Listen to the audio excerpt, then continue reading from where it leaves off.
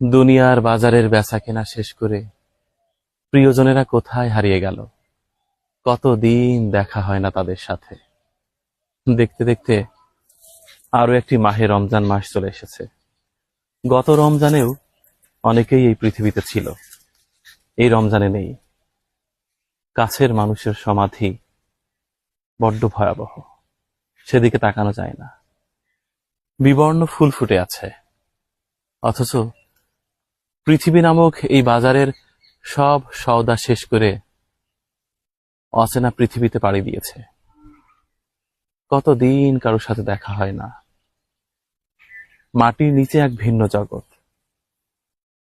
পৃথিবীতে এসে ছাড়া সালিশ বিচার কিছুই হতো না। এখন তাকে ছাড়া সব হয়। প্রিয় মানুষ অন্ধকারকে ভয় পেত, সাপ বিচ্ছুকে ভয় পেত। আলো ছাড়া সে পথে হাঁটতে পারত না। অথচ মাটির নিচে গভীর কালো অন্ধকারে সারা জীবনের মতো আছে।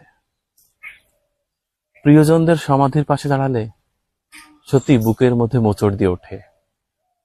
প্রকৃতিতে ফাগুন এসেছে, চারিদিকে মাতাল মাতাল হাওয়া বইছে। পৃথিবীর যত ফুল সব একসাথে ফুটেছে, গাছে গাছে পাখিরা ডাকছে। পবিত্র রমজান মাস শুরু হলো আমাদের মাঝে। না জানি প্রিয়জনের কবরের কি খবর, কেমন আছে সেই পৃথিবীতে, যেই পৃথিবীতে থাকার পর আমাদের সাথে আর যোগাযোগ নেই।